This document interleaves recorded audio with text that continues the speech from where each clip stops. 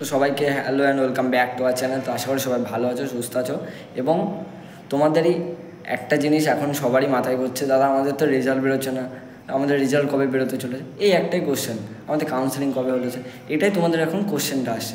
তো এই কোশ্চেনটা যত দিন যাচ্ছে তোমাদের এই কোশ্চেনটা আরও বেশি বেশি করে ইনক্রিজ হচ্ছে কোশ্চেনটা।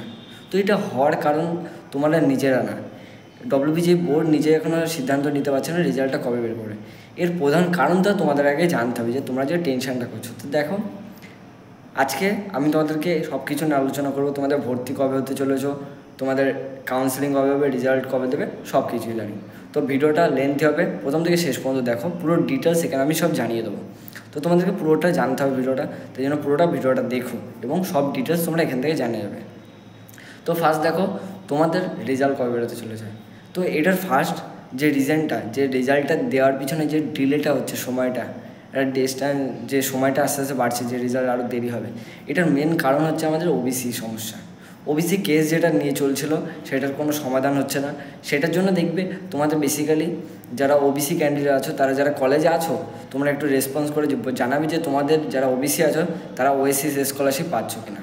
তো দেখো, এটার কারণে অনেক স্কলারশিপ, যারা ওএসসি স্কলারশিপ আছে যা কাস্টের ভিত্তিক, সেটাও আটকে আছে। তার পাশাপাশি তোমরা যারা যারা ডব্লিউবিজির থ্রু অ্যাডমিশান নিতে চাইছো, তাদের যে রেজাল্ট বেরোবে সেই ওবিসি যে র্যাঙ্কটা, সেটারও একটা ভ্যালিডিটি থাকে।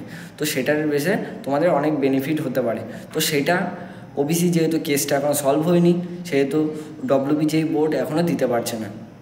এটা হচ্ছে প্রথম কারণ, আমাদের জানতে হলো বিষয়টা যে কি হতে পারে বা কী হচ্ছে, যেটা কারণে আমাদের রেজাল্টে, এটা হচ্ছে প্রথম কারণ যে ওবিসি কেসটা। তো এটার জন্য দেখো, আমাদেরকে যেই সময় এতদিনে আমাদের মোটামুটি রেজাল্ট বেরোনোর একটা লাস্ট মুভমেন্ট চলে আসে, যে রেজাল্ট আর 2-1 দিনের মধ্যে বেরোবে, এরকম একটা মুভমেন্ট চলে আসে, সেখানে এখন রেজাল্টে কোনো ডেট অ্যানাউন্স করেনি। তো এটা সবথেকে দুঃখের বিষয়, রেজাল্ট অনেক দেরি হতে যাবে। কিন্তু দেখো, তোমাদের যদি আমি ওভারঅল স্ট্রাকচারটা বলি, তো তোমাদের দেখো মোটামুটি তোমরা ধরে নাও তোমাদের ক্লাস স্টার্ট হয়ে যায় মোটামুটি তোমাদের সেপ্টেম্বর মাস থেকে। জুন মাস অলরেডি চলছে, জুলাই, আগস্ট, সেপ্টেম্বর, মানে আর 2 মাসের মধ্যে তোমাদেরকে ক্লাস স্টার্ট করতে হবে। নাহলে তোমাদের যে অ্যাডমিশনের যে প্রসিডিওরটা বা কলেজের যে ভর্তি হওয়ার প্রসিডিওর বা ডিউরেশনটা, সেটা অনেক বেড়ে যাবে। এটা হচ্ছে প্রথম কথা। সেই জন্য ডব্লিউবিজি বোর্ড এমন কিছু করবে না যাতে এই যে প্রতিদিন যে কারিকুলাম, একটা স্ট্রাকচার যেটা এতদিন ধরে হয়ে আসে, সেটা বিঘ্নিত হয়, ঠিক আছে। তো সেটার জন্য মেন কথা হচ্ছে তোমাদের এতটা ডিস্টেন্স নিয়ে যাবে না। দেখো, আশা করা যায় এই মাসের মধ্যে মোটামুটি কিছু একটা অ্যানাউন্স করবে রেজাল্ট সংক্রান্ত, সেটা আমি বলতে চলেছি। এবার দেখো, আমাদেরকে জানতে হবে কাউন্সেলিং। তো দেখো, আমাদের রেজাল্ট যেহেতু বেরিয়ে যাবে, আশা করা যায় খুব তাড়াতাড়ি, কেননা রেজাল্ট যত লেট হবে, ভর্তির প্রসেস যত লেট হবে, যত হবে, পুরো কারিকুলাম স্ট্রাকচারটা চেঞ্জ হয়ে যাবে। ক্লাস ডিউরেশন বা ক্লাসে তোমরা যে ফার্স্ট ইয়ারে ভর্তি হবে, তো সব কিছু উল্টোপাল্টা হয়ে যাবে। ওটার জন্য সব কিছু মেনটেন্স করার জন্য তোমাদেরকে সঠিক সময়ের মধ্যে সব কিছু কমপ্লিট করানো হবে। এবার দেখো, কাউন্সেলিংয়ের তোমাদের অনেকের কোশ্চেন থাকছে যে কাউন্সেলিংয়ের জন্য আমরা কীভাবে গাইড করব। তো দেখো, আমি বলেছিলাম তোমাদেরকে এই চ্যানেলে বিভিন্ন যে অ্যাডভাইজার আসবেন, তারা তোমাদেরকে গাইড করে যাবেন। তো তোমরা সেরকমভাবে রেসপন্স তোমাদেরতে পাইনি, তো তোমরা একটু রেসপন্স করে দিও যে তোমাদের মেন্টার লাগবে কি না। তাহলে যারা মেন্টার হিসেবে আসবেন, তারা তোমাদেরকে ফুল গাইড করে দেবেন যে তোমাদের কীভাবে কী করতে হয়। এটা প্রথম কথা। তো দেখো, তার পাশাপাশি দেখো তোমাদেরকে এখন কি করা উচিত সেটা আমি বলে দিই। তো দেখো, তোমরা যেহেতু পরবর্তীকালে একটা কলেজে ভর্তি হবে, তো তোমাদেরকে ফার্স্ট টাইম জানতে হবে আমি কোন ডিপার্টমেন্টটাতে ভবিষ্যতে এগোতে চাই, আর সেখানে হচ্ছে আমার কোন কলেজটা আমার ভালো লাগে। এই দুটো জিনিস আমাদেরকে জানতে হবে, কোন ডিপার্টমেন্ট এবং কোন কলেজটা। তো সেটাকে তুমি ডিটেলসে দেখো, কলেজটাকে বেশি করে অ্যানালাইসিস করো যে এই কলেজটা কতটা ভালো, আমার ডিপার্টমেন্টের ক্ষেত্রে এই কলেজটা ভালো হতে পারে কিনা।